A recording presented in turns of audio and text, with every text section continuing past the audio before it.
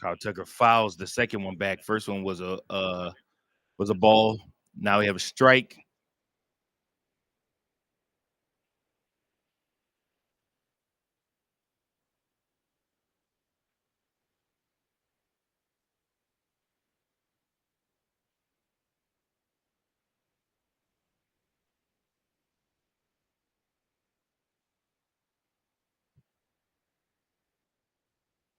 Pitch inside at 99. 2-1 is the count now.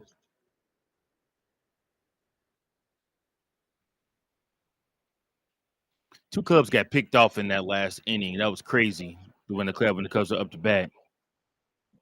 Oof. Kyle Tucker took a whiff at that. That was up outside the zone, just trying to make some contact there. 2-2 to count.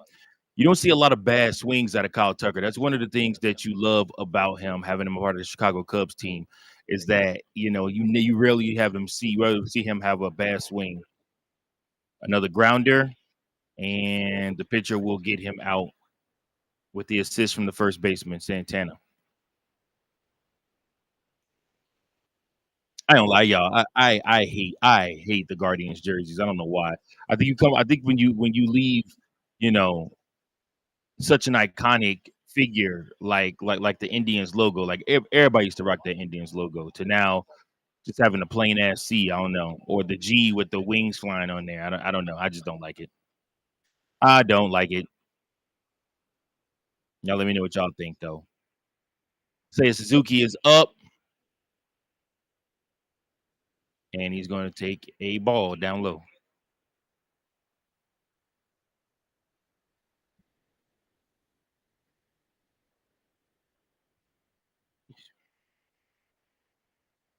Strike there.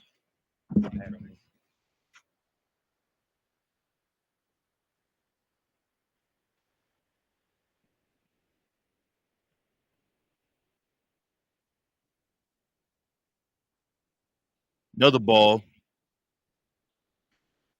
Two balls, one strike.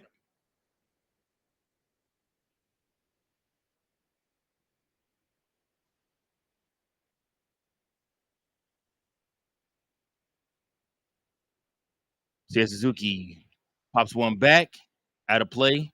2-2 to count.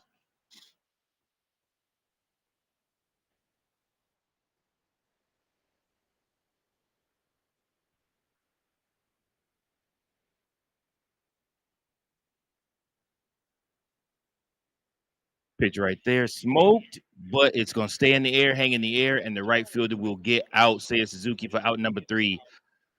Cubs big guys at the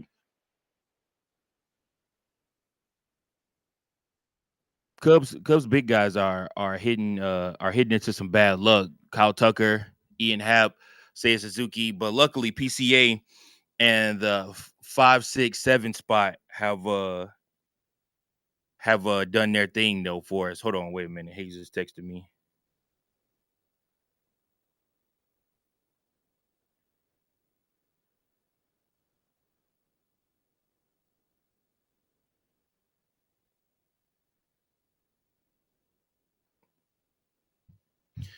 Yes, sir. We gonna get this playback thing figured out, man. For me, like I said, the rest of the fellas come on here, man, and they kill it. I'm gonna get it together. We're gonna get the baseball shit going too. That way, we got it all going for every single sport. Because again, we are your number one spot for all things Chicago Cubs. Remember that. Don't forget it. Don't forget it. So, yeah, man. We are up and rolling. Shout out to everybody that's watching on YouTube as well. What's up, everybody? If you are watching on YouTube, appreciate you guys. Um, we had some sorry about that, DY. We had some technical difficulties trying to figure out which channel was which for me to stream on. And I still do got to get my Twitter hooked up to here where I can stream straight from playback to Twitter. We won't get all that figured out though. Hopefully before tomorrow's stream, and we'll do it again tomorrow. But for those of y'all that's kicking it with your boy today, we in here. Let somebody else know, man. Like I said, Chicago Cubs Central is on the air. Baseball is happening.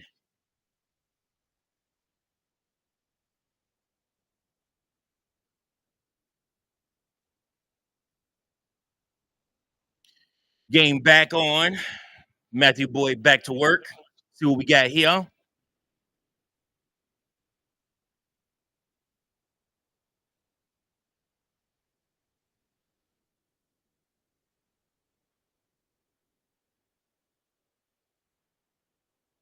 Matthew Boyd has looked very, very sharp tonight. He has done his thing, y'all, for the Chicago Cubs. Ain't gonna lie to you so far. 35 pitches. And as I say that, he gives up a double. Carlos Santana hits a double over into the left field corner.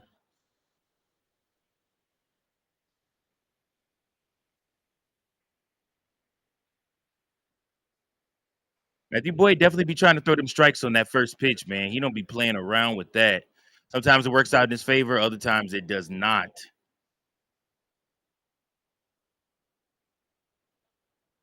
36 pitches for Boyd so far, though. He's kept these guys in check. They have been held scoreless through 4 so far.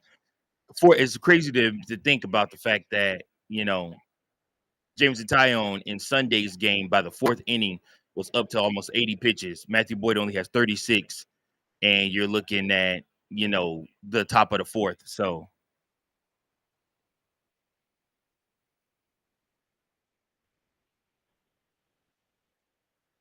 first pitch taken in for a strike.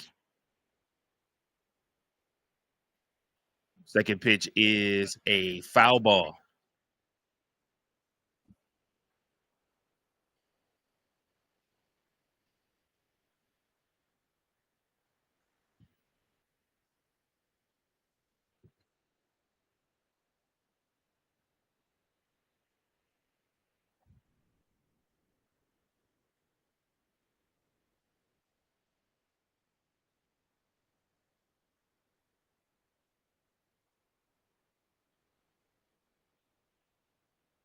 That went in the dirt right there.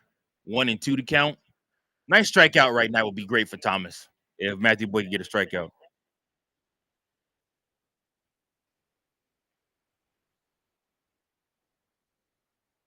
Another pitch outside, 2-2. Matthew Boyd's trying to prevent that run from coming home.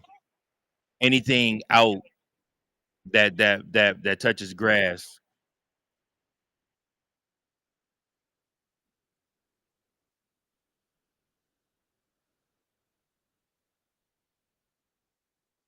Matthew Boyd's missing hard now. 3-2.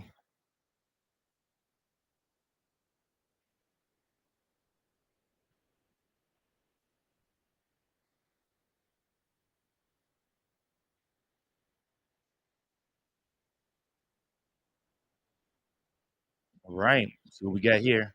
Oh, did he go? Oh, he didn't go. Matthew Boyd will walk him. 2 on, nobody out. 1 walk, 1 double.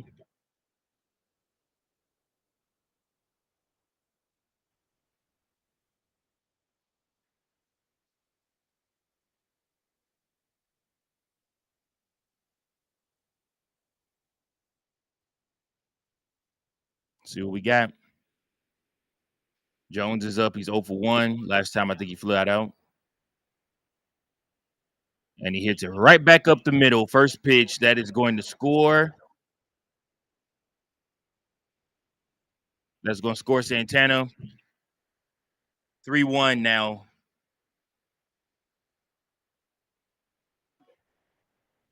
We had a double, a walk, and a single leading to the Guardians getting on the board, scoring their first run of the game.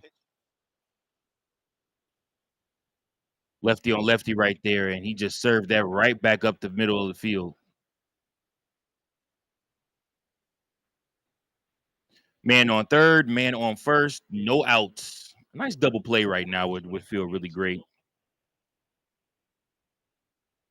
Martinez last time poked one out into center field. Right field. Thomas tags and scores from there. It's 3-2 now with 1 out.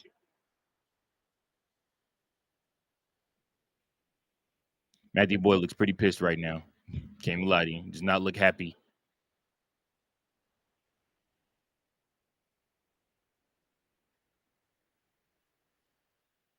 Bo Naylor is up now.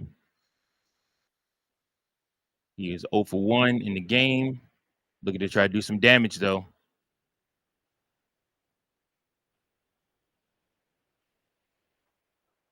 Pickoff, and he got him. Matthew Boyd with the pickoff move.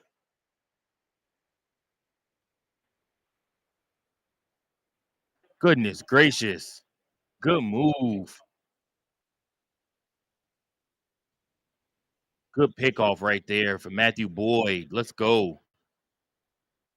What's up, C Ruby 23? Appreciate you for joining in, man.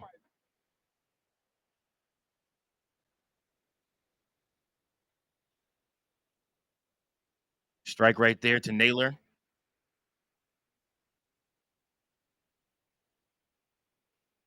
0-1. 7 pickoffs for Matthew Boyd on the season so far, man. Really, really, really elite. That was a strike right there, but he missed it. He leads the MLB in pickoffs, Matthew Boyd does.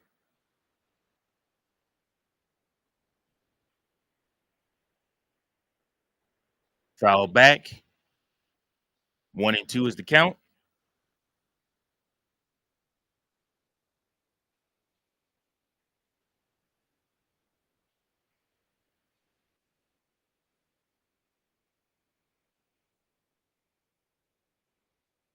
Another foul ball.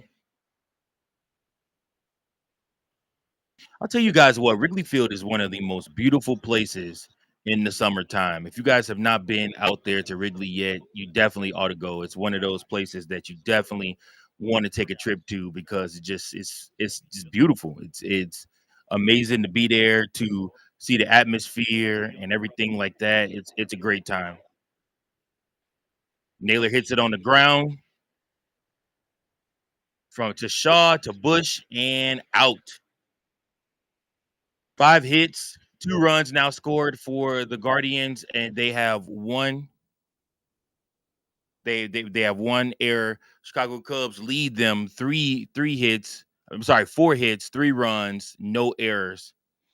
Yeah, see, Ruby, I ain't gonna lie to you, man. I was supposed to go to Wrigley this weekend to go watch 2 Cubs Cardinals games. I was gonna go Friday and Saturday, but I end up having to work, so I had to nix them plans in the butt and just get back and like I said, and just I have to catch the Cubs probably maybe sometime. Well, honestly with y'all, I probably won't catch another game this season because in my baby is due in the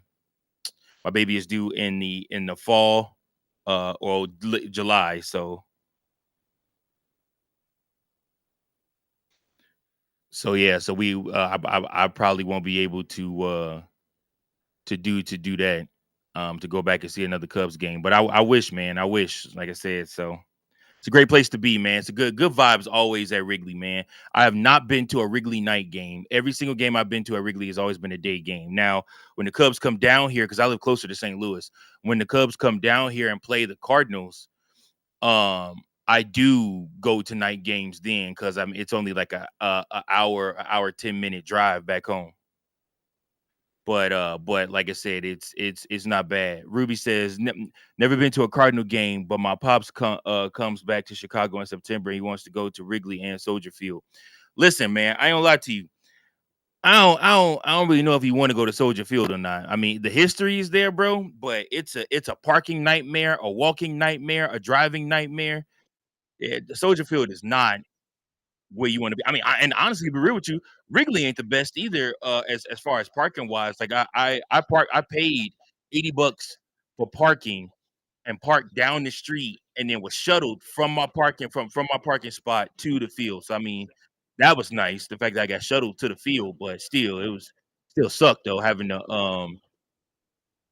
to do to park so far away. DY over on YouTube. Yes, sir. Michael Boyd with the good pick off. 2 Cubs got picked off before you got on. Yeah, I know, man.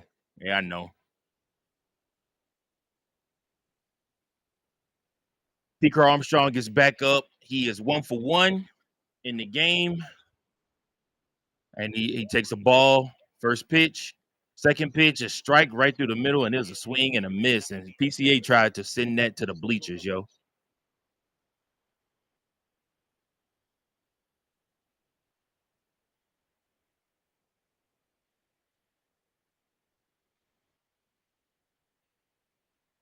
Ooh, filthy pitch right there. That was a breaking ball.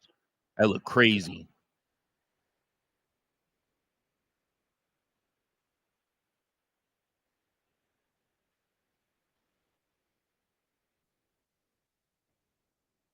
In the dirt, 1-2. Now that is where Pete Armstrong is growing, y'all, as a pitcher. Literally, that last pitch is something he would have swung at something in the dirt and struck out on that. But he just, like I said, he kept his composure together. He's trying to be better plate discipline. He does get a pitch that's up high, knocks it down to the ground, but right at the second baseman, and he is out. PCA, y'all, is going to be all right. I know a lot of people have been talking about PCA and about his game and whatnot, and how they're worried about him and stuff like that. But I'm telling y'all, PCA going to be okay. Like I said, teams are now game planning for him, so he's going to see better pitches.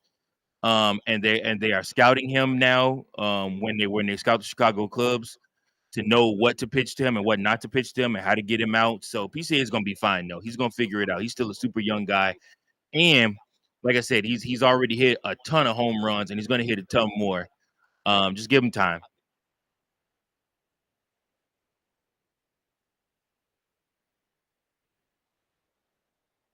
Absolutely, see Ruby 23. If he can take more walks, he'll become an even more elite player. And that's the thing is like chilling with Kyle Tucker. You will hope that he's like hanging out with Kyle Tucker in the cage and everything like that, and watching Kyle Tucker ABs, and honestly just waiting for your right pitch and being willing to take that walk will go a long way for PCA, because once you get him on the base path, he trouble anyways. Ain't nobody catching him. So it's almost like, what's the point? They're gonna try to throw you strikes if it means walking you. But again, that's just another level of PCA game he's trying to figure out. 3-1 for Dansby Swanson, but he is thrown out.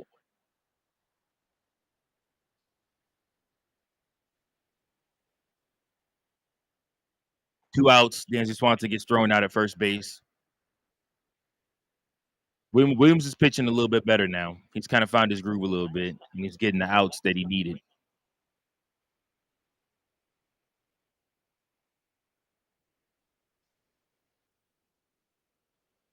Michael Bush up. First pitch almost hits him. He moves out the way. That's a ball.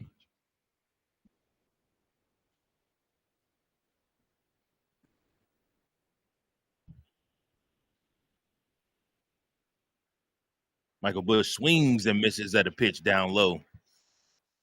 I get a feeling that it's going to take more than just 3 runs for the Chicago Cubs to win this game. You might need to put up a 5, maybe a 5 or 6 spot to get the win in this one.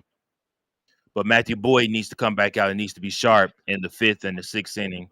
And I mean, he might go 7. I don't really know. Craig has been watching Matthew Boyd's pitch count too, because he doesn't want to tire him out, especially if the Cubs plan on going on a long playoff run. They want Matthew Boyd's arm ready for that. So with that being said, you have to kind of got to watch him now and kind of protect him a little bit. So um, he may only go 6, even if his pitch count is good. Michael Bush gets walked, y'all. He is taking his base.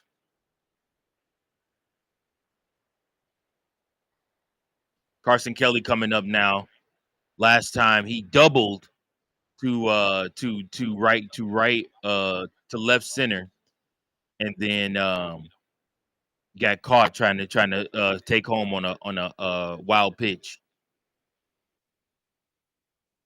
But he is seeing the ball better.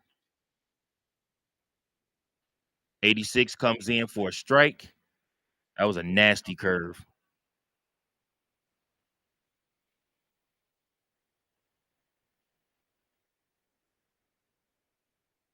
One for one with a 2-run double for the season. 263 batting average for Carson Kelly. Not bad. Not bad at all.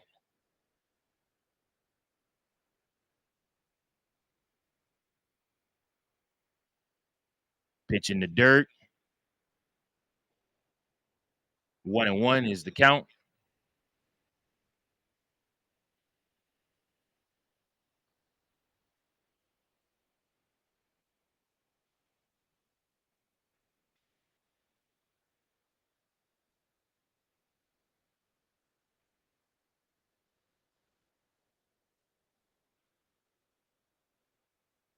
Pitch that is swung on and fouled off at the plate. 1-2 is the count. I can see Carson Kelly put this out and play. Honestly, Carson Kelly's due for a home run too. It's been a little bit since he's had a home run, man.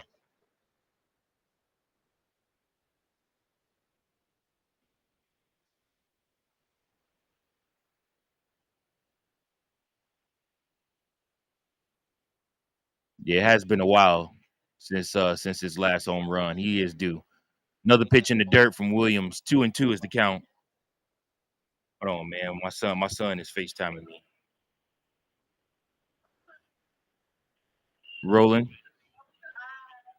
Hi, I'm on Cubs Central live, man. Straight streaming everybody. Pitch up high.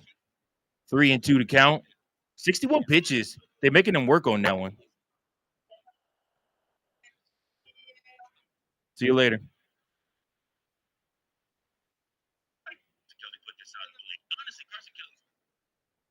See what we got here. And Kelly will get one grounded. Oh, wow. That rolls all the way out to center. Another error, this time by the shortstop for the Guardians. You got two men in scoring position.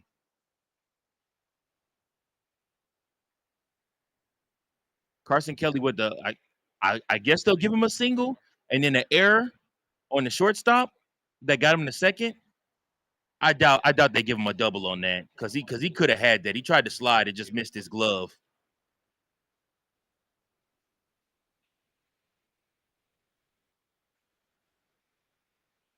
Oh no, they're calling it a double, not an error. Yep, the ruling is a double on that one. They might change that though. Nico Hoerner, where runners in scoring position. Let's see what Nico can do. First pitch is in, and it is in for a curve, and they're gonna call that a strike. Nico didn't even swing at that one, just kind of flinched at it a little bit. 293 batting average for Nico Hoerner. 3 home runs, 35 RBIs. See if we can add 2 more on here. Woo! Took a big whiff at that one. In the dirt. All right, now this is the part of Nico's game that is crazy because now he's going to choke up on the bat and he's going to protect the whole way and try his hardest not to strike out. This is where he gets really really good. When he's down to 2 strikes, he got 1 last strike left. He finds a way to still put the ball in the play. Don't leave anything in the zone because he will put it in the play and probably get a base hit off of it. Good eye, Nico. That one drops into the dirt. 1-2. Very, very hard to strike Nico Hoerner out, guys. He's one of the things he's good at. He might not hit a lot of home runs, but he also don't strike out a lot. He'll fly out in the air and he'll get a lot of ground balls. You can give him to roll over, but he does not strike out a lot. I'd say outside of Tucker, he's the best on the team at that. Ooh. Oh, and as I speak, Nico makes me out to be a liar as he strikes out, went too far on a pitch outside the zone. Chicago Cubs strand 2. 3-2 is still the score. Guardians are back up. Let's go ahead, go to the comments. Let's see what's going on over here on the playback side.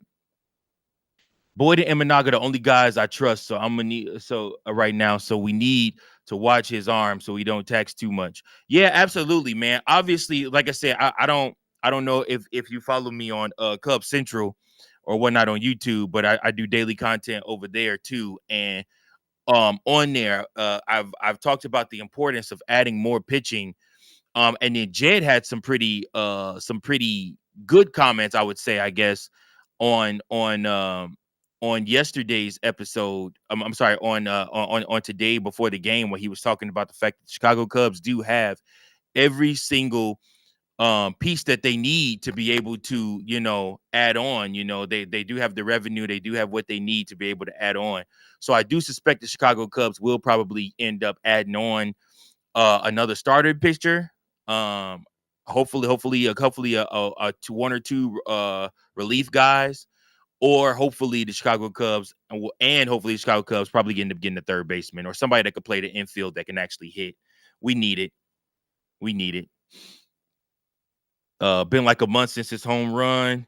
DY agrees with us. He says the facts about Kelly and the home runs. He said, which is insane because he came out hot like he was Barry Bonds to start the year. Yeah, I don't know what was going on with Carson Kelly to start the year. Like he was like clobbering the ball, and he had all his old teams looking like, what the heck? He was not doing this for us. But he has cooled off a little bit. But again, anybody that has played or followed any type of sports for a long time, it's different once team starts game planning for you, when they start trying to pitch around you, or they're not just going to give you, the easier pitches. I'm not saying they always gave Carson Kelly easy pitches. I'm just saying that it's tough when they really start game planning for you. It's the same thing that PCA is going through right now. That's why you kind of see him in a little bit of a slump because, like I said, teams are game planning for him. Pitchers are looking at different ways how to get around him or how to get him out, and like I said, so they're scouting him heavy to try to figure these things out. Matthew Boyd is back up. First pitch in, 78 miles per hour is a strike.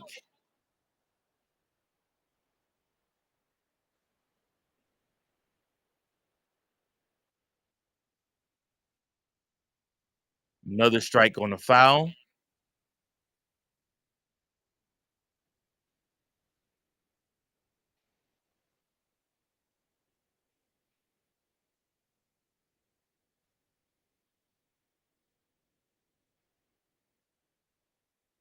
Ball up high.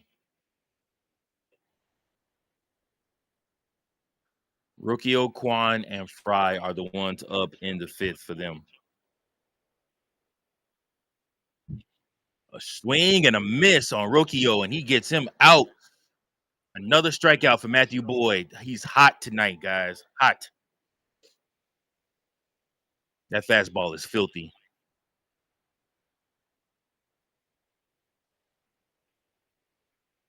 53 pitches for Boyd so far in this game. I'd like to see him get two quick ones here. Hopefully catches Swan with something in the air.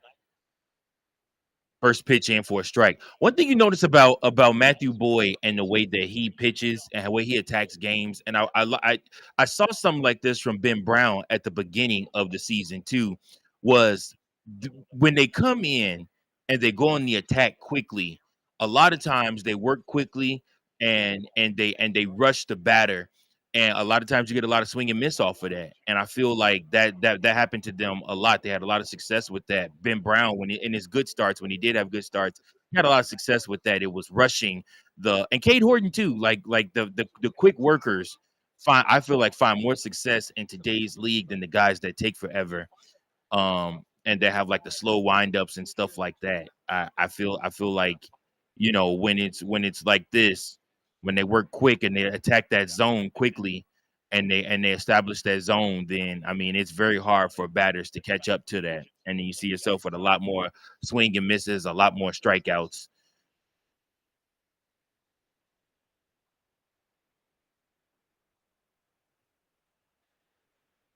There we go. 1-2.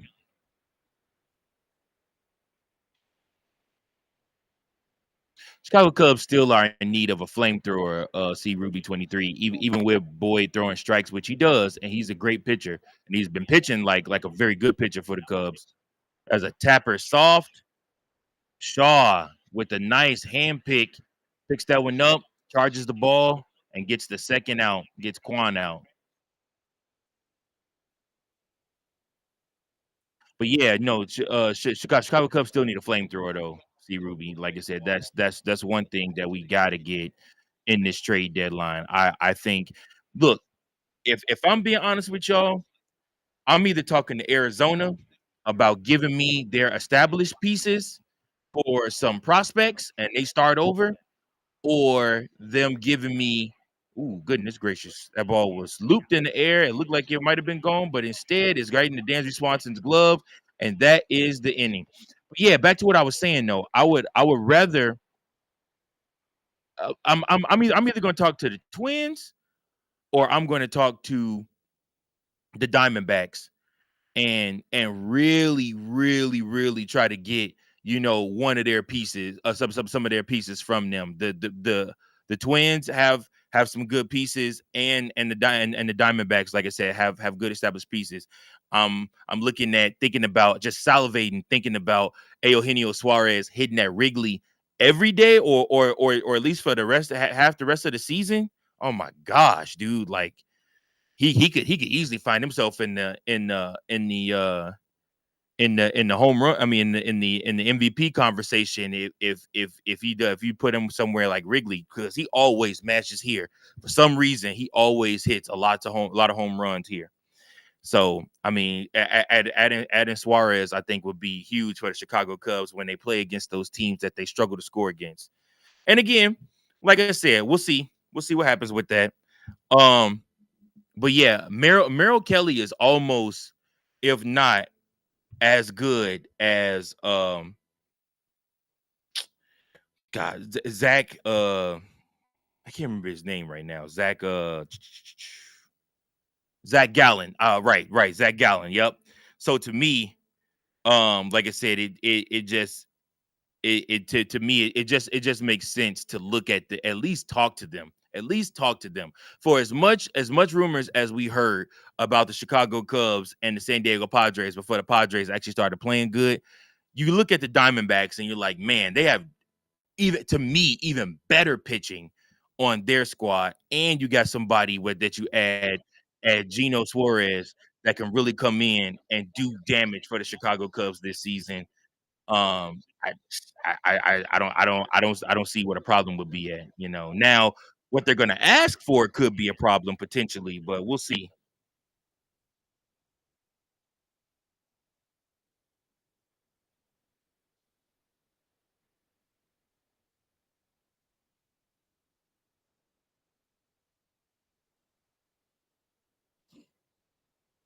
All right, Matt Shaw's back up.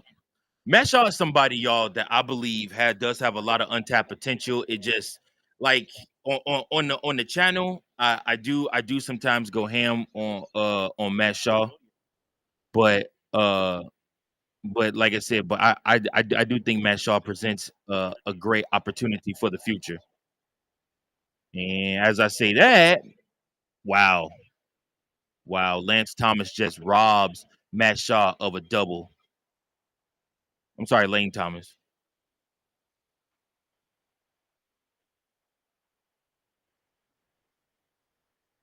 Ian Happ is up now. That was actually a really good dive and save right there. He slid on his knees and caught that one. That could have been damage if he would have missed that. Definitely, Matt Shaw definitely would have made it to third base.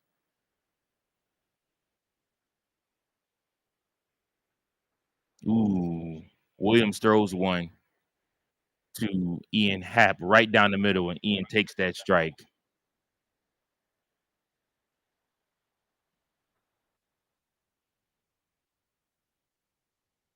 There's a ball right there.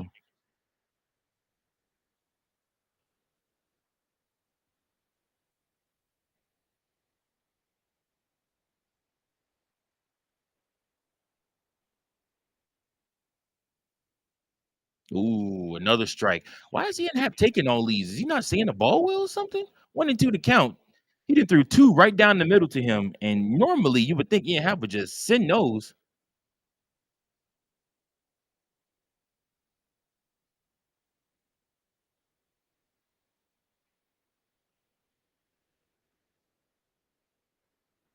And there's a ball, 2-2. Bro, no, seriously. At the beginning when Ian Happ came back from injury, he really frustrated me too. But the last 2 weeks, he has made up for it in stride. And there he pops one up.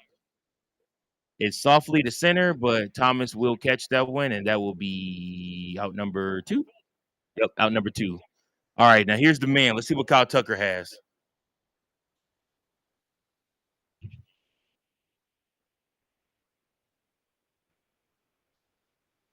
A nice Kyle Tucker home run right now wouldn't be bad, right? Something down the middle.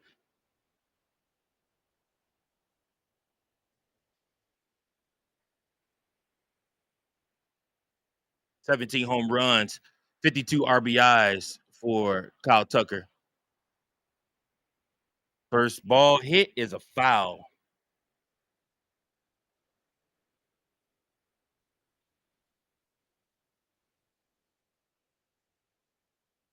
No, you're absolutely right.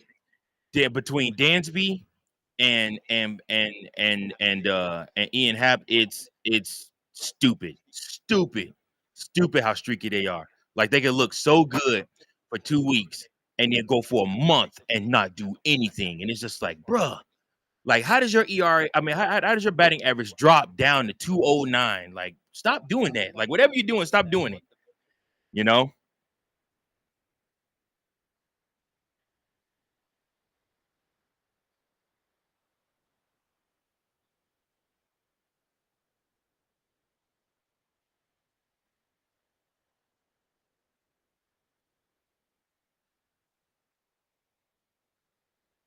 couple foul balls for Tuck. Ball down low.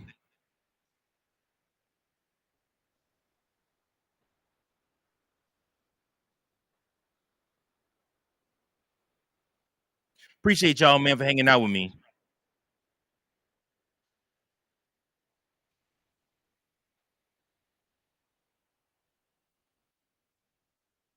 Did he go? Nope, didn't call it. Literally, hey, Williams was walking off the mound too, like it was a strikeout. That's hilarious.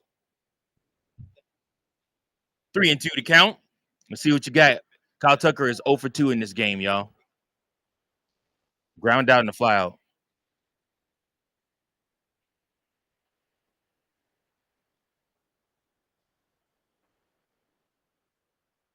Yeah, y'all. We can check the out of town scores also.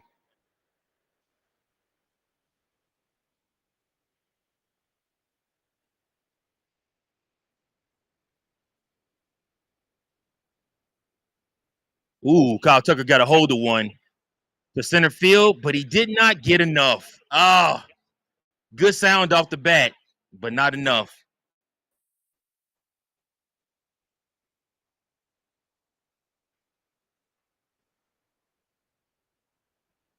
So Brewers and Mets are playing tonight. We're supposed to play tonight, but it got rained out. I'm assuming they're in New York then, because obviously the Brewers play in the dome. So and then the Cardinals lose to the Pirates again. Cardinals are shooting themselves in the foot. That's hilarious. Cardinals shooting themselves in the foot, but they went up against that man Skeens. He shut down the Cardinals with 5 strikeouts and 5 scoreless innings. Henry Davis hit a sac fly in the 8th inning, and that's the only run scored. Shout out to Pittsburgh's bullpen then for holding it down to 6, 7, 8, and 9, holding the Cardinals scoreless. That's crazy. Another great game from Paul Skeens, and he don't even get the decision. Like, that's nuts.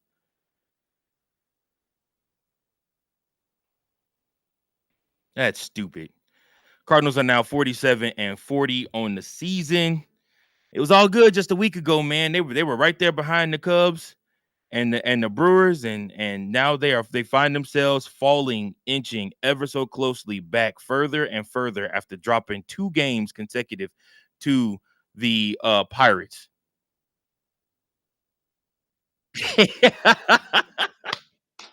Hey, hey, see Ruby, me and my homie Trey was talking about that the other day because Trey, my boy Trey is a diehard Yankees fan, and we both said the same thing. I'm like, bro, Paul Skeens is gonna be a Yankee. There ain't no other way around it. Like Skeens is going to be a Yankee. Like they will move heaven and earth to pair him and Aaron Judge together for the next 10 years, next 10 to 15 years. It's gonna be stupid. And they're gonna win a lot of games, and they're probably gonna win 3 or 4 World Series is off of the backs of those two guys.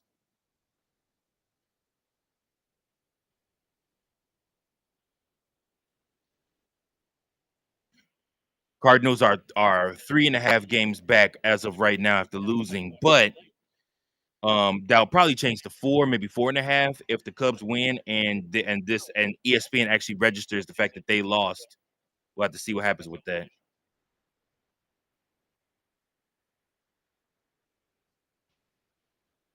Matthew Boyd back up, working in the top of the 6th. Dangerous hitter in Ramirez right here. Pitch popped up, but it is foul.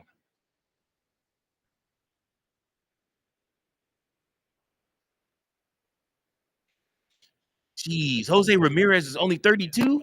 I thought he was like 38, 39. He looks so old in the face.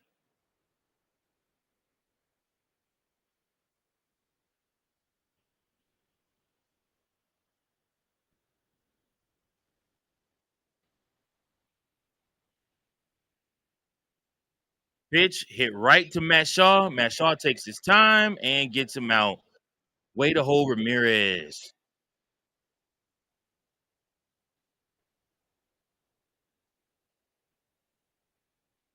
Oh, let's go. Saquon Barkley is in the building too. What's up, brother?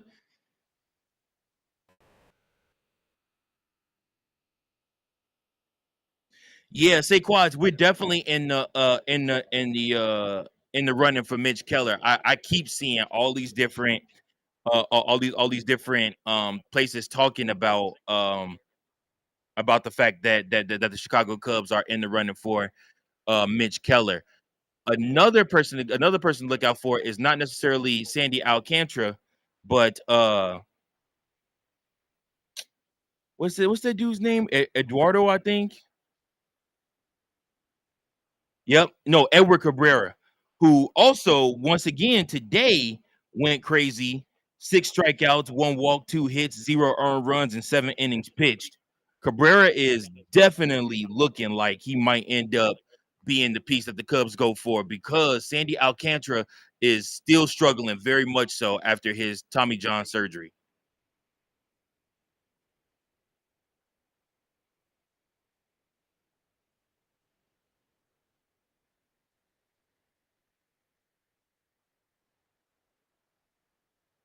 Santana is 2 for 2. Almost think that Matthew Boyd's trying to pitch around him. Maybe it's 3-1 is the count. 68 pitches so far for Matthew Boyd in the top of the 6th. This will definitely probably be his last. His arm is starting to look a little tired, but he gets him to pop up, and Kyle Tucker has it. 2 down. Good job. D. Watch says he wants to make that trade with the Royals. Who are we getting from the Royals? While he's talking about that, hey, listen, see Ruby, you definitely right about that. He will not. The Pittsburgh Pirates will not pay Paul Skeens, and that's the thing. Like teams know the Pittsburgh Pirates ain't gonna pay Paul Skeens. That's what leads me to believe that literally Manfred probably called them was like, if you trade him, we may have an NBA issue on our hands here because it seems like y'all steadily trying to tank. But think about the King's ransom that you could get back for Paul Skeens. I guarantee you, the Cubs would give their top 5 prospects in their org for Paul Skeens right now. You take Owen Casey, you could take Matt Shaw, you could take everything for Paul Skeens because all you need is some major leaguers that can give him at least 2 runs. If you can give Paul Skeens 2 run support, he's winning you at least 20 to 25 games and keeping you in 30 to 40 of them. I mean, it's just stupid. It might be Lugo for the Royals. DY is that deal with the Royals for Lugo?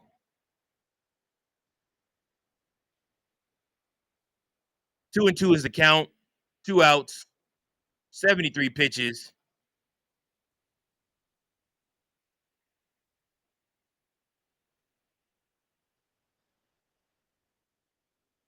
Lane Thomas hits one. It's foul.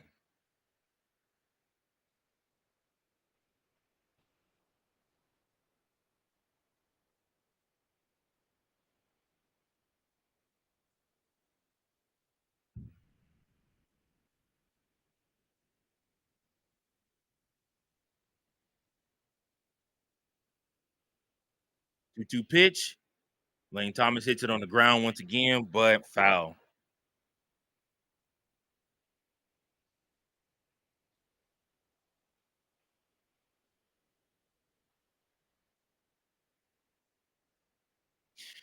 Yeah, you know what?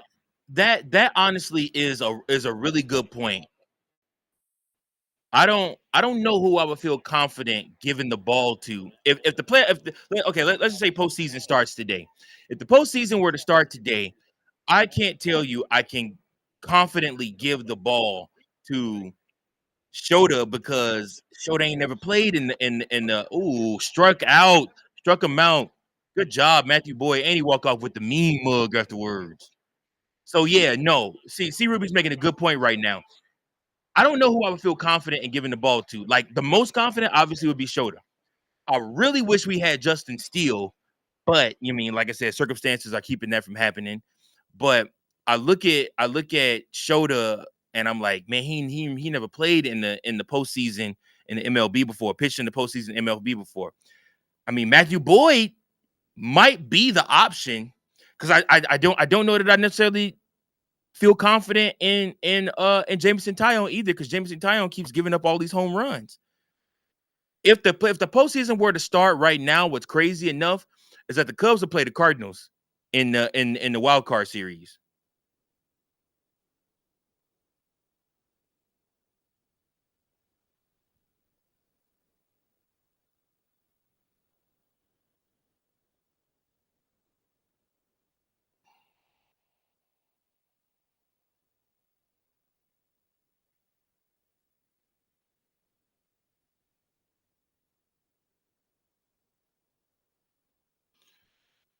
Chicago Cubs are still leading. I'm actually looking up. Oh, Seth Lugo is pitching for the Kansas City Royals right now. He has a 5-5 win-loss record, a 2.74 ERA, 76 strikeouts, 1.08 WHIP.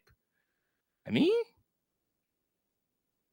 in his most recent start on June 28th, he had 8 strikeouts, 5 walks, 4 hits. He allowed 0 runs and 5 2/3 of an inning pitched. So, I mean, that's not bad for going up against an all-star team like the Dodgers, where you got all those bats that you got to face.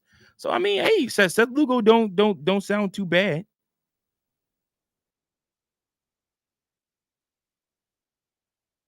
Cubs got to figure something out. Wow,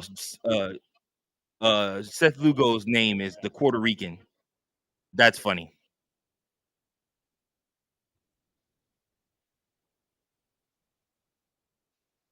That's a good point as well. Lugo might end up actually being a cheaper person, or a cheaper pitcher because of his age. Yeah. All right. Seiya Suzuki is up. First pitch up, and it is a ball. I like to see the Cubs add on another run here. Get to Williams one more time before they bring in the bullpen.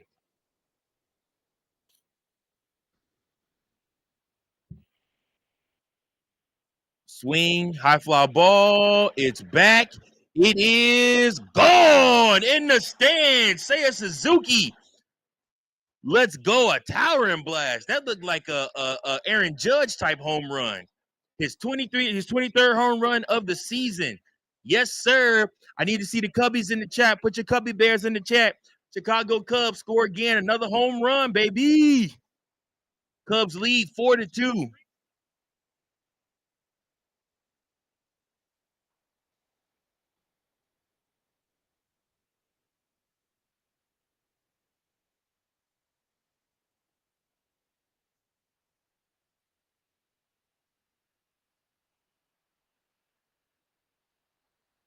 They're going to keep Williams into the game.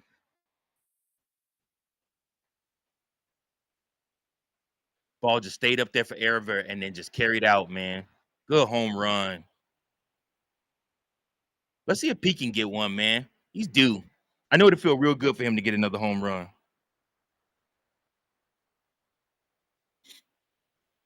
And he just fouled it off of himself. Ouch.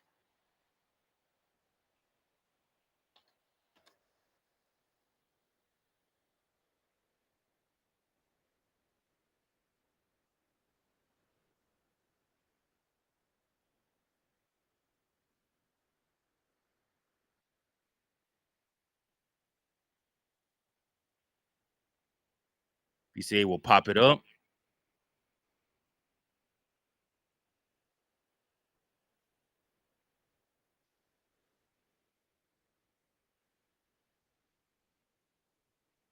You know what it is? Seiya Suzuki got to have himself a black barber, bro. Look at that fade. Look how tight that fade is Seiya Suzuki got. He got to have a black barber, bro. Yes, sir. Look at that boy with the Yao Ming. Nah, mean. Look at it. That blend and fade is too tight for him, bro. MVP season coming for Seiya.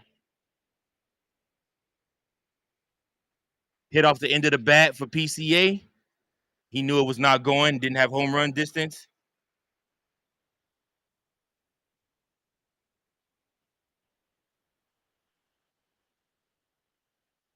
One out. Dansby is up.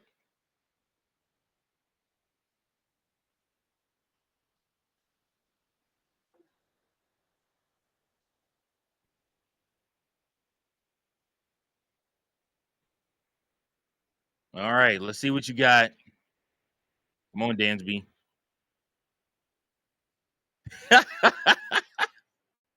Bro, you got all the smoke for Dansby Swanson. That's hilarious. Hey, listen, Miller. I think Mason Miller. Wow. Face palm right there, C Ruby, right there, face palm. I know you pissed. Dansby Swanson lines out to first base. Right.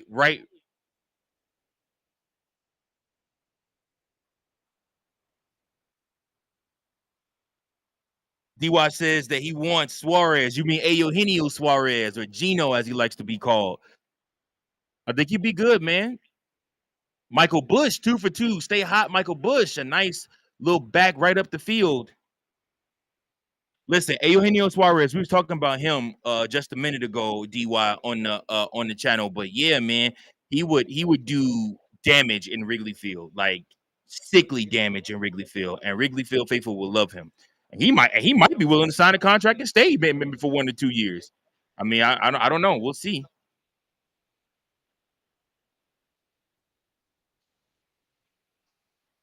You you don't want to extend Suarez? Look, man, well, if Matt Shaw don't get it together, you're gonna have to figure something out at third base. Something. We true. We do got to focus all our attention on. Do y'all know that I saw something earlier today that said that that Kyle Tucker could look for somewhere between $500 to $600 million? Can I ask y'all something? What does a person do with $600 million? Like, what do you do with all that? That's way too much money. Like, what do you do with that much money? That's stupid money.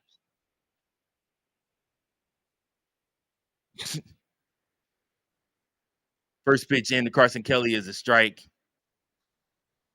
90 pitches.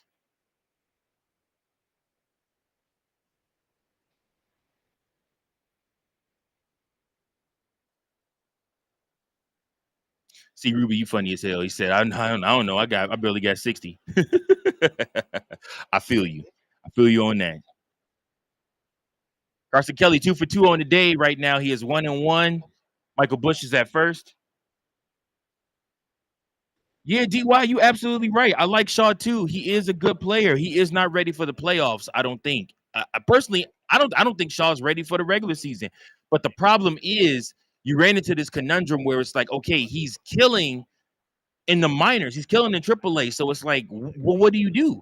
If he's killing in AAA, you obviously want to see what he can do in the majors. That's the same thing happened with PCA. PCA kept killing it in AAA, so they were like, okay, we're gonna pull you up to the majors and see what you got. I mean, they moved Cody Bellinger and from center field to make room for PCA to allow PCA to play center field. I mean, so like I said, that just tells you how highly the Chicago Cubs thought of or think of PCA, that they would move a perennial talent, a former MVP, and Cody Bellinger just to make room for PCA. And I mean, and PCA is Loki. Woo! Oh, that was almost out of here. Carson Kelly drilled one, but it went foul. But you look at that and you hope that that could really be the same thing for Matt Shaw. That's really what I've been saying all along. It's like I hope that the same success PCA is finding this year, Matt Shaw finds that success next year. Maybe something clicks. Saying maybe later this season he goes on a run. There's still a lot of baseball left to be played. We don't know exactly what Matt Shaw is going to be. The problem is that with all these contract extensions and all that the Chicago Cubs are trying to prove, you don't have the luxury of waiting to see what Matt Shaw is going to be. And that's really where the Cubs are at right now. Like you don't have the luxury of being able to see, what Matt Shaw is going to become. You don't have the luxury to wait, 3-2 on Carson Kelly.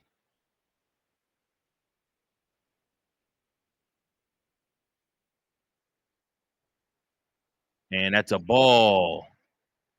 Carson Kelly is on. That just missed. Woo-wee. Williams is pissed right now at the ump for that one. He just took a long stretch. Good on Carson Kelly to lay off that one. I know that was tough. And Williams will come out the game. Pitching change coming.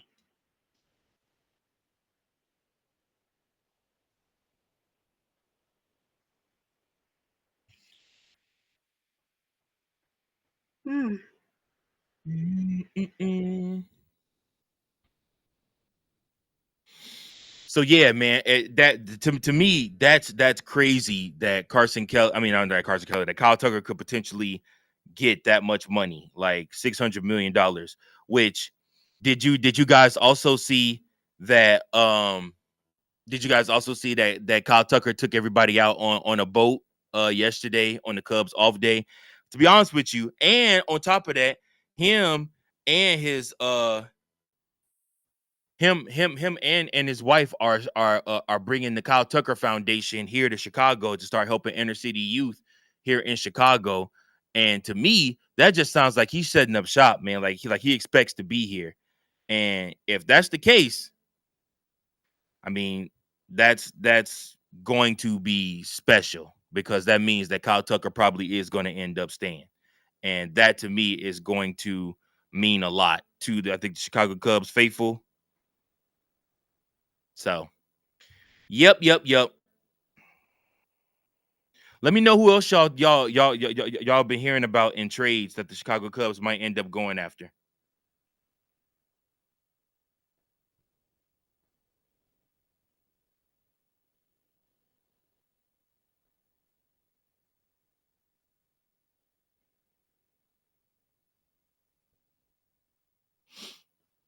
We are back.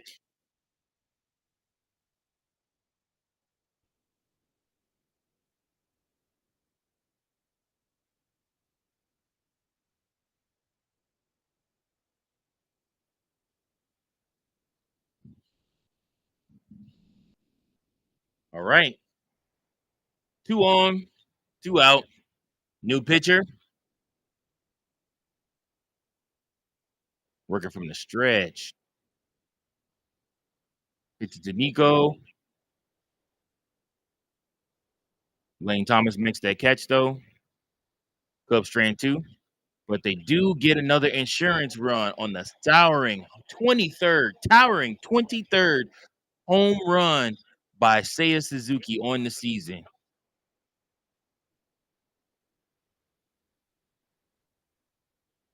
Saquon Barkley says that he would love Salvador Perez, but we are good at catcher. Well, I mean, listen. All right. The catcher position is another conundrum for the Chicago Cubs because what do you do? What do you do with Reese McGuire when Miguel Amaya is ready to come back? Which also Craig Counsell announced earlier today, in his before game presser that Miguel Alejandro. That's hilarious. That's what a lady at work calls me. Uh, shout out to Fanny. No, what Miguel Amaya is going to that Miguel Amaya has started some throwing and some hitting. But we're looking at probably him returning back after the All-Star break. So news for Miguel Amaya. But you have this conundrum because Reese McGuire isn't a bad catcher, and he's been actually doing pretty good. So I mean, like I said, I don't I question what you do in that situation. It's a good problem to have because yes, you absolutely could send Reese McGuire back down to AAA and he would be fine there. But he's made a case with 5 home runs since his time called up, and a bunch of different extra base hits and all the success that he's had. You make the case that I mean he could stay around. He could stick around. Get some DH. I don't know that they would run a 3 catcher set because I mean even having 2 catchers is pushing it, but it's just tough. But Reese McGuire has made it very hard on this Cubs team to send him back down to AAA once Miguel Amaya is ready to come back. Let's go, y'all. Top of the 7th.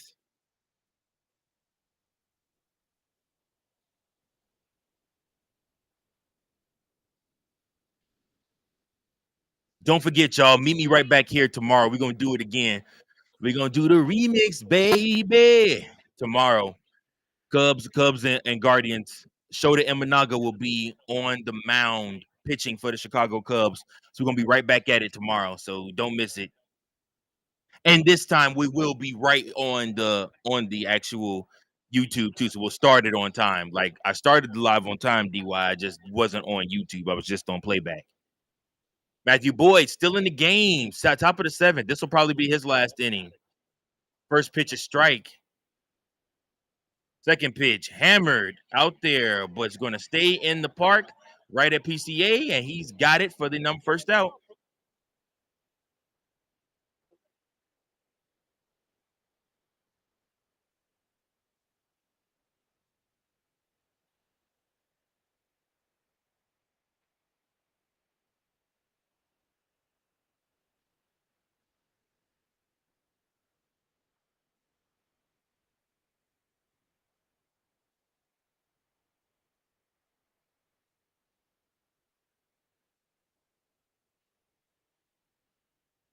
All right, first pitch for Martinez is a ball. He showed bunt too, which is really weird.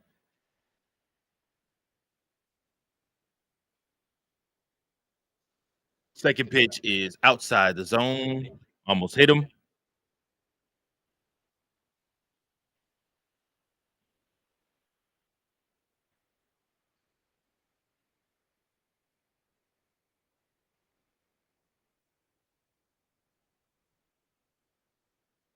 Strike, 2-1, high strike.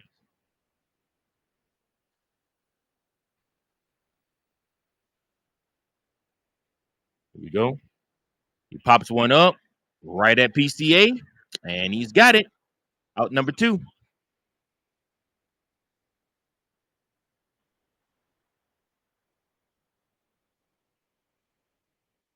Yes, sir, DY. We back at it tomorrow, man. I'm gonna do another live tomorrow. Might as well.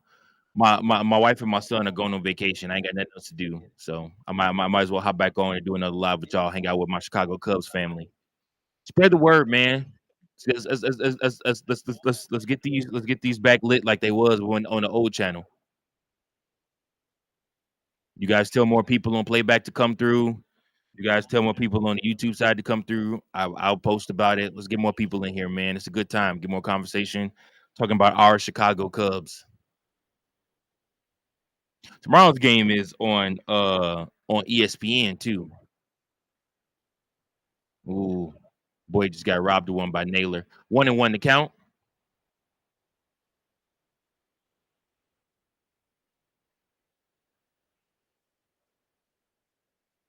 Ooh, almost hit him with the curveball outside. 2-1 to count.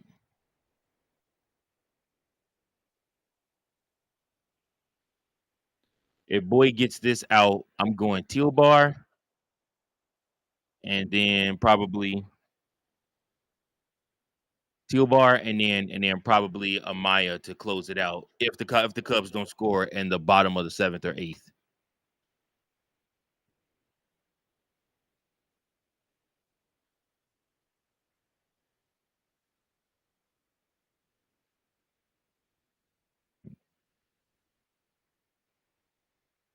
Four two your score, 2-2, 2 outs, the pitch. And he hits it on the ground. Oh no. Still gets him out though. Nico Horner dropped that, almost caused an error right there, but picked it up, gathered himself, and got the out to Michael Bush. It is stretch time, seventh inning. That's right.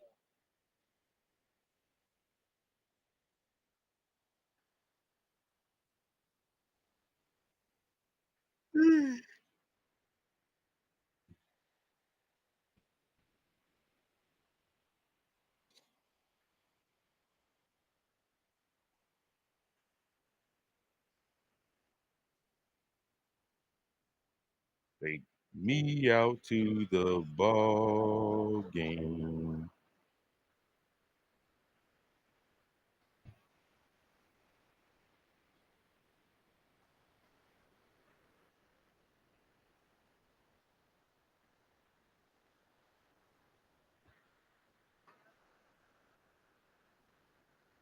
Different people sing "Take Me Out to the Ball Game" differently, and I hate it. Like they be switching up the words and stuff like that. Like sing the song the damn right way. Don't be trying to make your own remix of it.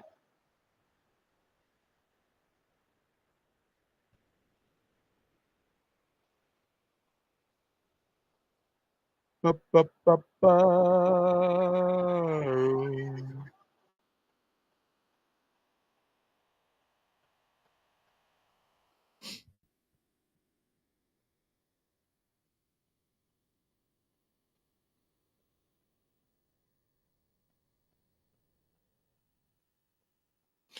Yes, sir. Bottom of the seventh coming up, y'all. Appreciate each and every last one of you that are tuning in to watch Chicago Cubs Central. Watch this live watch alone game with your boy. Um, Again, it is not taken lightly on me. You guys could be anywhere else, but you choose to be here on the channel with your boy, spending time. Appreciate y'all on playback as well. We out here, Yang.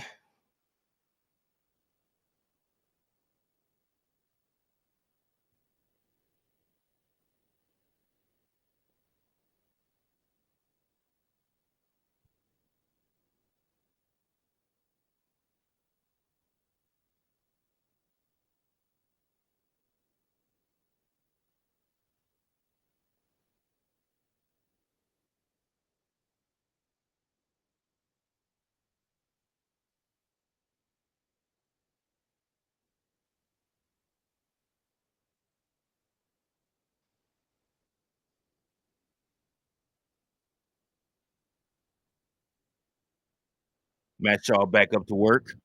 We right back at it, y'all. Figure this game probably take maybe about another 30, 45 minutes, probably tops.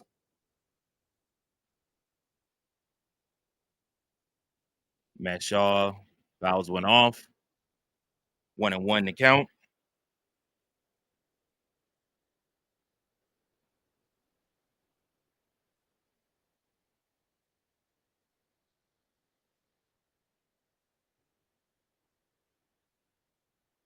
Matthew Boyd fouls another one back.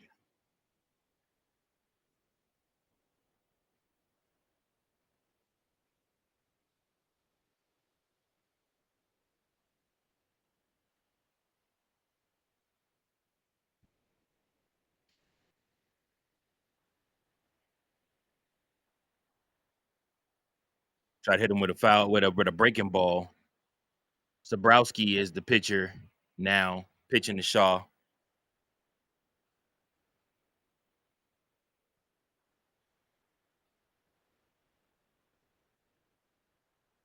Oof. Ball in the dirt. hit off the back, off the catcher's glove. 3-2.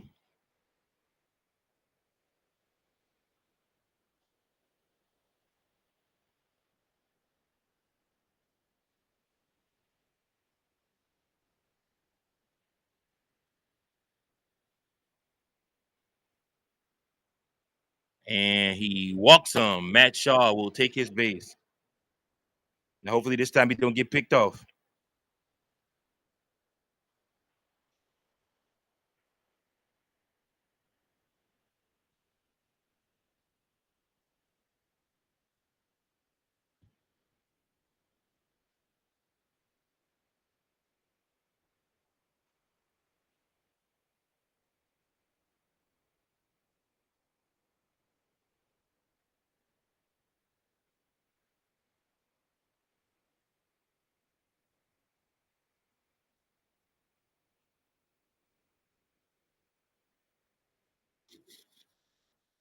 Ian Happ is 0 for 3 in this game so far, y'all.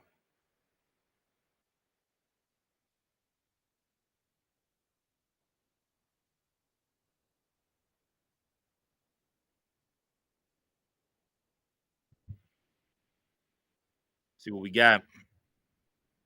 See if Ian Happ can get a hold of one here. Really put this game out of reach. Matt Shaw is trying to steal.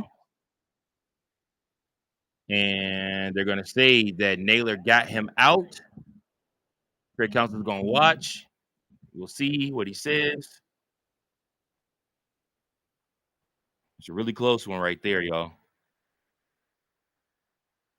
They aren't going to challenge it, and Matt Shaw looks very disappointed that the Cubs aren't going to challenge.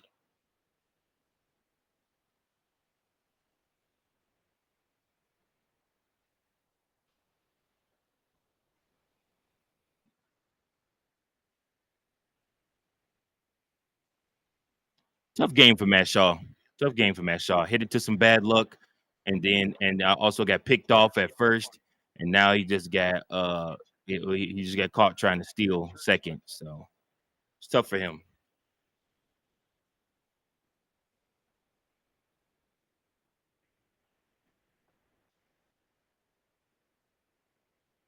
Ian Happ fouls one back, stays alive. 1-2 is the count.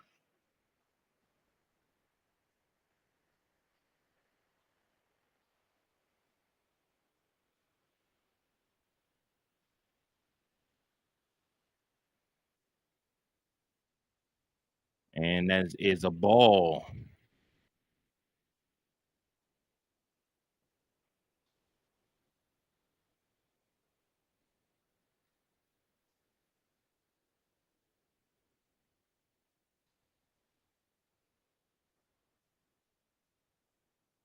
And swing and a miss on Ian Happ.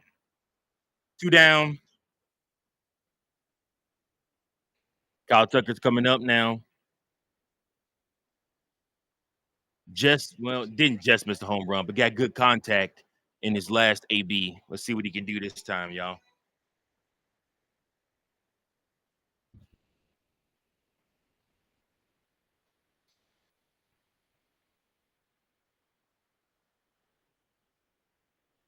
First pitch is a foul strike. Brad Keller is warming up. Looks like he'll be doing the 8th inning duties this week for this game.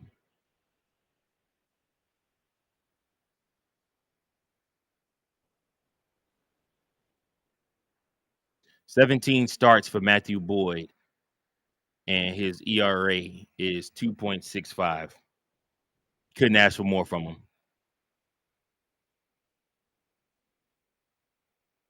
See, Ruby, tell Pops to join in, man. Tell him to come watch a game with us tomorrow. Kyle Tucker's going to foul that one off. 1-2 to count. 0-3 in this game is Kyle Tucker.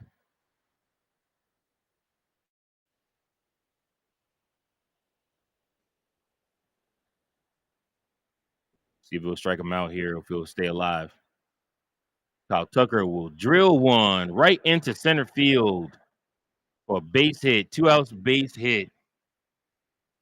This dude better watch what he pitches to Seiya Suzuki, or he's gonna be traveling around the bases too, because he's pitched a lot of stuff up high. Elevated fastball, and Kyle Tucker just serves it right back up the center field, and it drops in for a base hit.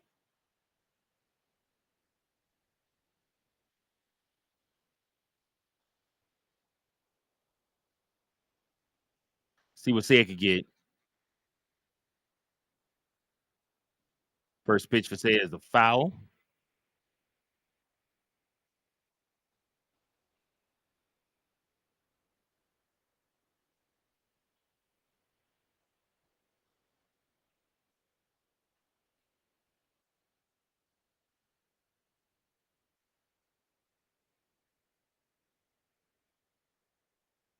Ball low. T. Ruby says, laugh my ass off. My pops is 66, so I had to tell him how to get to TBS to watch it because he just got back from a work trip and saw it wasn't on marquee. That's hilarious. But also, I feel you because my dad would do the same exact thing. The fact that my dad doesn't even pay for cable is hilarious to me.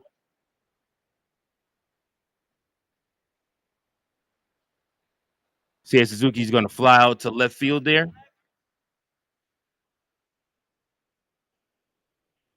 Saquads asks, "What is my most favorite overall MLB player?" If you would have asked me at the beginning of the season, I would have told you Shota Imanaga. Um, I love the energy Shota Imanaga brings. I'm an energy type guy. Like for like Chicago, like for me back in the day, I loved Joakim Noah. Before Joakim Noah, you know what I'm saying? I loved, those energy guys like a Ben Gordon that could come in and just give you energy and stuff like that. I love scrappy players. Um, so I think a guy like Shota Imanaga for me is somebody I look at as somebody that could be a pinnacle cornerstone. Uh I think like right now,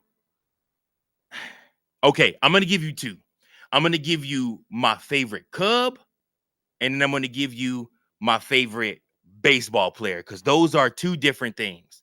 So my favorite Cub right now, I'm gonna go probably PCA. I like I said, when I went to Cubs White Sox last month, I had a blast, and I was out there in center field. Actually, just like DY said, Matthew Boyd pitched that game, and the Cubs won. But we like I said, I love the electricity that PCA brings to the field, and I love more than anything that people are really hating on him. Like I love that because that's just going to drive him to be an even better player. And I think that, like I said, his numbers and the way that he's turned this season, I think proves the stuff um that can be efficient and be stuff that he can keep going with. And then I look at my favorite non-Cub, Bobby Witt Jr., man. Bobby Witt Jr. I love Bobby Witt Jr., man. Like he is, to me, what you want a baseball player to be. He's a leader, he's a captain. He can do it on defense, he can get it done on offense.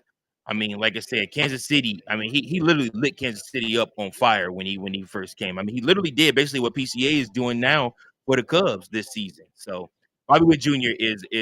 I would say is my guy. I just love the way he plays baseball and how he handles that shortstop's position. You guys comment and tell me below.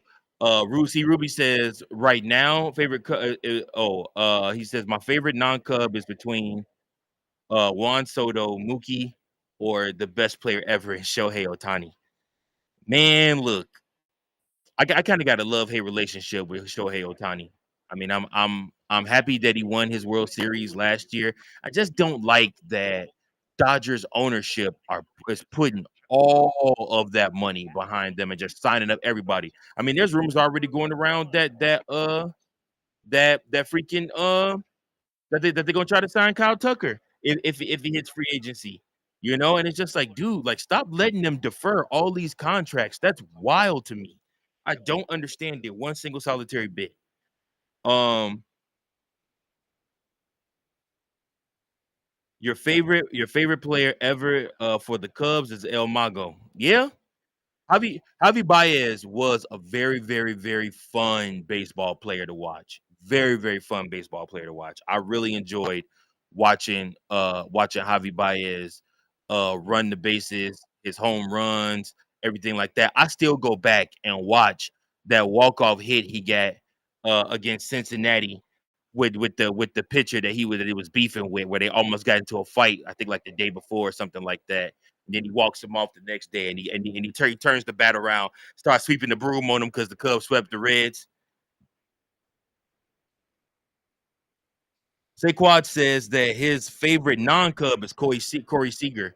What about Corey Seager makes him your favorite? And then favorite Cub right now is Seiya Suzuki. I like that.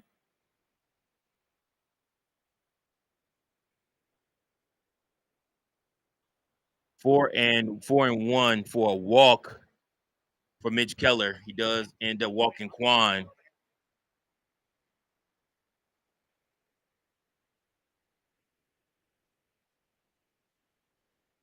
Yeah, that's dude's name. See, Ruby Amir Garrett, bro. That whole little feud they had going on between each other, that whole beef was hilarious, hilarious. But it was also fun. It was just fun for baseball. All right, Keller, don't get jumpy now.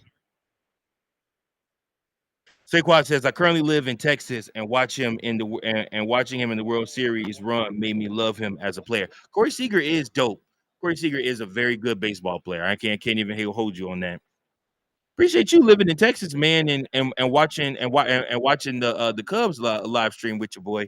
Also shout out to DY. DY, you from New York, ain't you? Comment DY and let me know. I think I remember you telling me on one of the live streams we was watching together.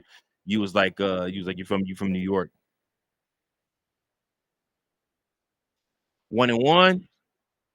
Oh wow, double play. No, they called it safe. Oh, Craig might have to challenge that. He might have to challenge that because he might be out. DY from New York, New York. Craig Council is going to challenge that. That was a double play and the highest of orders. Nico Horner not only caught the ball, but then threw out, but then threw out Quan at first. DY, you live in New York City, bro? That's wild. That's crazy. Are you a Knicks fan then?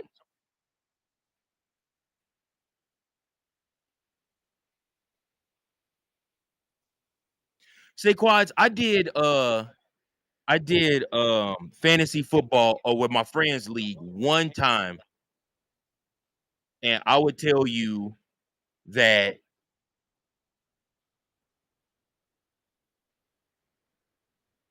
I would I would tell you that I didn't necessarily enjoy fantasy baseball. I am in like 3 fantasy football leagues, which I actually kinda wanna cut that down too because they was all money leagues too, and it was hard for me to keep up with all of them. And now we're taking on this endeavor with Cub Central and then, having my baby come next month. Um, it's gonna be tough for me to manage that, but I don't know. We could talk about it though. Setting up a fantasy baseball league, seeing how it goes. I tried fantasy basketball too, and I was ass at that, bro. I was so horrible at fantasy baseball. I'm telling y'all, I mean fantasy basketball. I was horrible.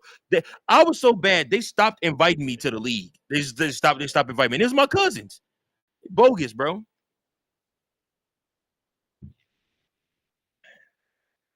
DY says I hate the Knicks, I hate the Mets, and the Nets. All on the field stands. Runner is safe at second. I mean at first base. Not enough to overturn that is what I'm thinking. Because I mean, like I said, it was just too close. It was a bang bang play, but it's the top of the eighth inning. You got one more inning to go. I mean, if you could get out, if you can get out of this without having Keller have to throw another pitch, that'd be great. But Saquad says, congrats on the baby. I just had mine 2 months ago. Gratitude, brother. Gratitude. His name is Ruben. I already got a bunch of Cubs onesies for him. Ready for him to get here, man. Ready for him to get here. He'll be here at the end of July.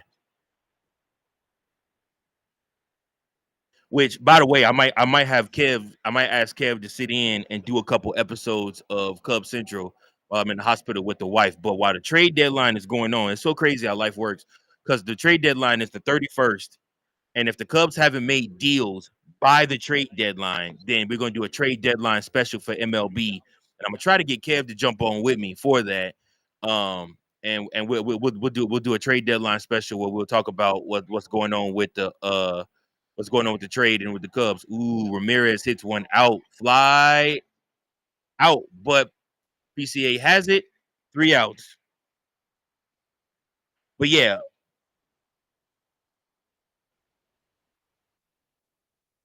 good man. Saquon got his baby a Cubs, Blackhawks, Bulls, and Bears onesie. My man, that's what I'm talking about. That's love.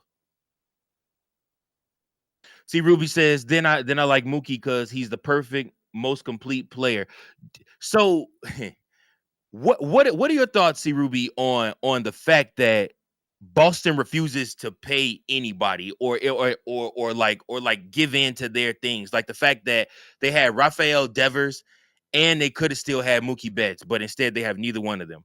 Mookie Betts is a Dodger, and Rafael Devers, who is like a generational hitter, is now on the Giants.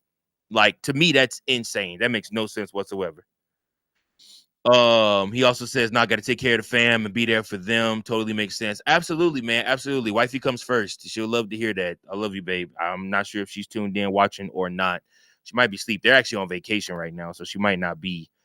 She might not be watching, but normally she'll tune in, hop in and out from time to time, on these live streams. But yeah, man.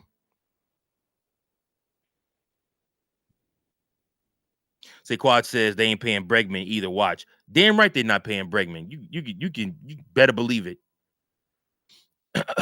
See, Ruby says, I love it because that takes a top market team off the board for a lot of agents. Should mean less competition for us, but sadly, we act like Boston as well. Absolutely. I, I personally don't know where I see a world where the Chicago Cubs pay Kyle Tucker $600 million. I don't know. I don't know. I don't know. I don't know. I'm praying to God that they do. I don't know. I don't know. Like, that's oh man, that's gonna suck so bad. Striker McNolegs is in the building, says, "Yo, let's fucking go Cubs." Yes, sir. Yes, sir. Thanks for joining in, man. Thanks for joining in. DY says, I like the Yankees and the Giants. Swaggy, listen, absolutely. Absolutely. PCA is back up. Bottom. It's the bottom of the eighth now. So the problem with the deferred money is that the Cubs again just aren't, you know, used to doing stuff like that, but they're gonna have to figure out a way how to do. Oh, a ball slides past not only the pitcher, but then the second baseman, and PCA is safe at first base. Yeah, so Ricketts doesn't believe in referrals. Deferrals, like, that's just not something he does. But again, he also ain't never paid nobody $600 million before. So with that being said, that's the going rate for right now. But we'll see. We'll see what happens, man. I almost wish the Ricketts would, you know, sell the team in a sense if he's just not willing to spend the money that it takes. If you aren't willing to spend the money that it takes to be competitive, quit holding us hostage. You know, DY says, I don't think Tucker is worth that much. So the problem is that it it's just like football in a sense of it's not necessarily always about exactly what Kyle Tucker is worth as much as it's about the fact that that's the going rate right now. I mean, you look at what Toronto just paid Guerrero Jr., Vlad Guerrero Jr. and you think that Kyle Tucker is going to take a back seat to that or take less than that, I would be shocked if Kyle Tucker took less than that. Now, I'm not saying that that's not something that he would do, but at the same time, I would be shocked if Kyle Tucker's like, yeah, you could pay me 3 and Vlad just got 5, you know. So I really don't know. I don't know. So we'll just have to see what happens with that. Dodgers 2 years ago. Swaggy McNoleg says Dodgers 2 years ago, then Mets this year. Otani and Soto. Yeah, man. I mean, that's tough. That's tough. I want this. I want the Cubs to keep Tucker, but I don't envision. I can't see the Cubs willingly paying that money. I don't see it. And again, things have been done before that have never been done before. But the highest contracts Chicago Cubs have paid since the Ricketts administration is Jason Hayward and Dansby Swanson. So I mean that just goes to tell you right there. I think Dansby was what, like 150, and I think Hayward got like a 110. So no, the MLB does not have a salary cap, which is why the Dodgers are able to make all them stupid ass deferrals that they do make. And Dansby Swanson hits it over to second base. I'm sorry, to the shortstop, and out at second, but safe at first.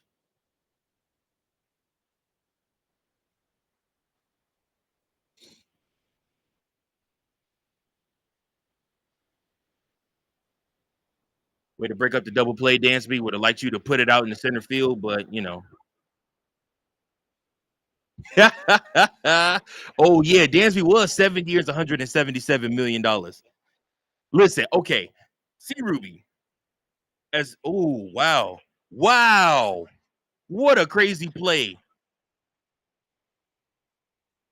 Michael Bush hits the ball, it hits off of the shortstop and scours into center field, and the Chicago Cubs are in business with 1 out, runners at third and at first. See, Ruby says Dansby's was 7 years, 177 million. And what year are we in that deal? We're only in like what, year 2 of that deal. So then Dansby got like what, 6 more years with the Cubs? Really, we've been we're in year 3. Year 3. Yep, year 3. Because he was the first one to change the tide. So listen, I know you may not love the money, but you needed a captain and you needed to be able to show teams that you're serious about winning. And Dansby Swanson, coming off what he did in Atlanta, was a great pickup for the Cubs. And the fact that his wife plays here too. I mean, it just all made sense. I understand he's not giving you the production offensively, but defensively, Dansby Swanson has held the Cubs down. What else is Jay Hayes was like 6 years, 182. 6 years, $182 million for Jason Hayward. Could you imagine that? That's nuts. That's nasty, nasty work. Jason Hayward still comes back here though. Like he may end up being a part of the coaching staff or a part of the Cubs organization.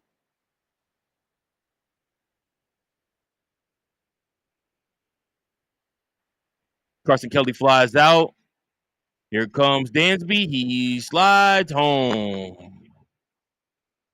A sack fly insurance run for the Cubs. They take a 6-2 lead. No, 5-2. Sorry. Are y'all going crazy over here in the comments on YouTube? What's happening?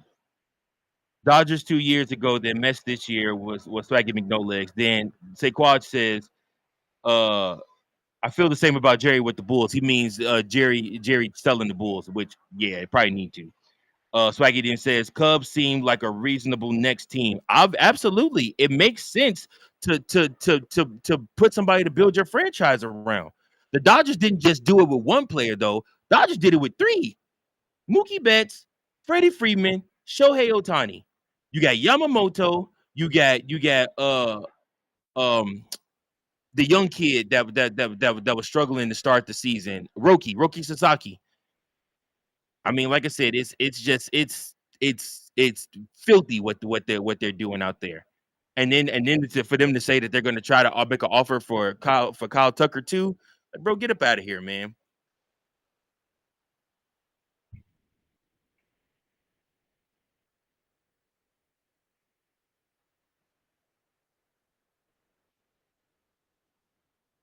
Throwing assets like that at a rental is crazy.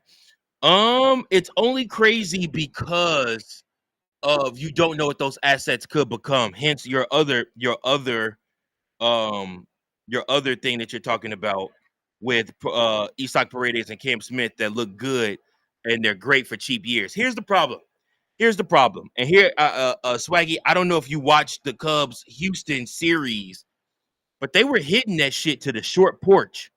So, like, to me, when I look at that, I'm like, it made me a little bit less impressed with what they did because of that short porch, especially when you looked at that short porch and Nico hit 2 home runs into that short porch.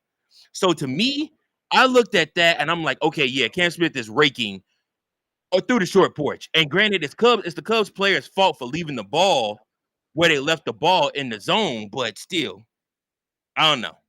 I was a little less impressed than most by what Cam Smith did to the Chicago Cubs over the weekend. And yeah, no, see, Ruby is right. Paredes was not good for the Cubs last year. Not good at all. And to think that you got somebody like Kyle Tucker who can be the face of your team and you can literally go through two different rebuilds of your team or two different retools of your team if you get him on a 10-year deal and you give yourself the opportunity to compete with two different sets of teams, and Tucker will still be one of the best players in baseball. I mean, you can't ask for more than that. Can't ask for more than that. Yeah, Isak Paredes is a pull hitter, so for him, those Crawford boxes are perfect. He saw a lot of he's seeing a lot of success. I mean, he's hit 19 home runs this season. I don't even know if he hit. I mean, I think all season long for the Cubs last year, he did end up hitting. He did end up making 20, but it was like spread out between two teams, but it wasn't anything impressive like what we thought we were going to get from Isak Paredes. So I am not mad about the trade. Again, if it makes sense and the Chicago Cubs are going to get production out of it, do what you got to do. Kyle Tucker is professional. He can be the face of your franchise. He can carry a team. And like I said, you put pieces around him and pitching around him, and like I said, you're going to see success. This is the best record the Chicago Cubs have had at the 1st of July in a very long time. I'm talking about 2017, long time. So I'm by no means you know complaining about Kyle Tucker being a Cub right now. We're headed to the top of the ninth inning, y'all. Final inning for this.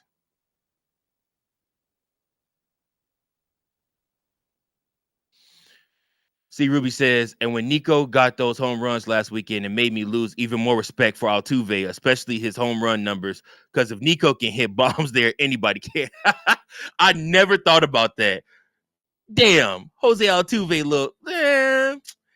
I never even thought about that. The fact that he plays half his games in that ballpark and that probably inflates his numbers. We got to look at see Ruby, you got to look at the splits now. Since you're gonna call him out on it, you got to look at the splits. Give me the splits on that. What does Jose Altuve hit away from? I'm gonna call it Minute Maid Park. I don't care what nobody else says. Still Minute Maid Park to me.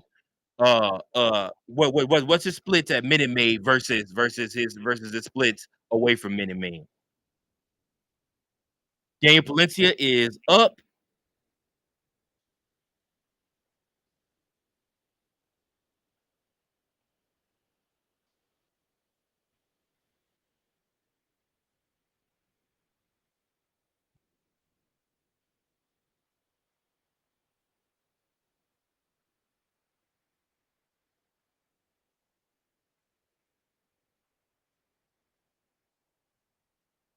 First one up is high. They Palencia got 3 runs to work with here. I was seeing some stuff where they were talking about the Chicago Cubs should look at maybe trying to get Aroldis Chapman back.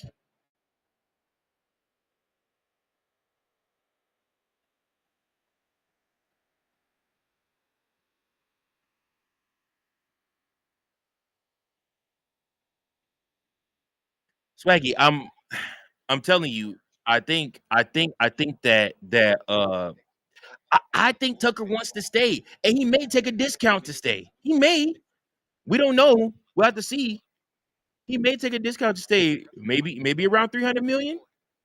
If he really feels comfortable in Chicago and he really likes it here and he wants to be here and spend 10 years here, he may stay. He may take 300 million.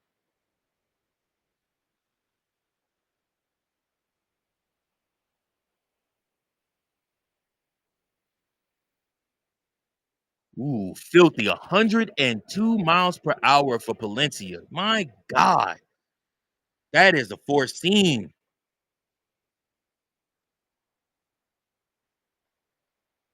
Fans at Wrigley reacting to that one. They love that one. And swing and a miss at another 102. You could definitely tell that Palencia, you could definitely tell Palencia warmed up. Last out. It's the final out.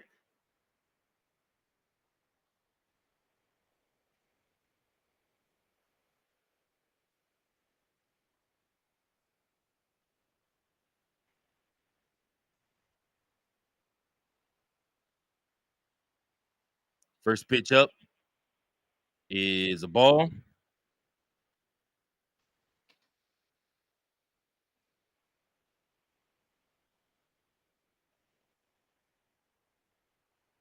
Woof. My goodness. 101 that time.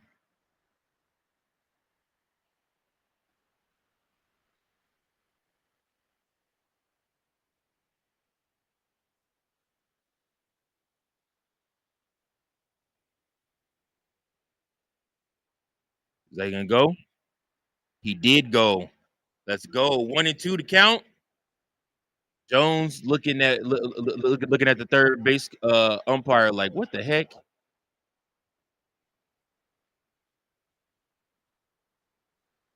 Cubs are behind Palencia. See if he can get a swing and a miss here.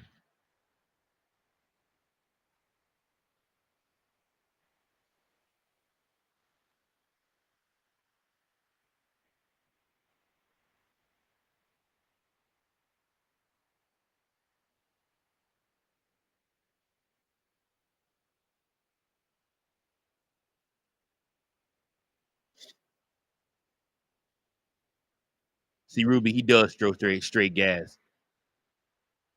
2 years ago, when he first came up, he had trouble finding the strike zone. That's why he kind of went up and down, up and down. But he's definitely honed in that fastball and figured out how to throw strikes with it. And swing and a miss. Way outside the zone, too. Cubs take the opener, guys, 5-2. That's right, the Chicago Cubs with another victory. Let's go. Let's go. Fly to W, y'all. Chicago Cubs get that victory. Hey, listen, before the live comes to an end, I want to remind you guys, we're right back at it tomorrow, 7:05, right here on Playback on YouTube. I'm gonna try to get it up on X2 as well. So make sure you guys tune in, come back tomorrow, kick it with your boy. Let's watch some more Cubs baseball together. Let's talk some more Cubs baseball. I'm gonna try to get a guest or two in here too, man. Get some of my homies to join in too. Maybe you see if Big Kev has some time and we do this together. But yes, the Chicago Cubs get their 50th win of the season. Let's go. Fly the W. All right, guys. Appreciate you guys so much. Until next time, go Cubs, go. Peace.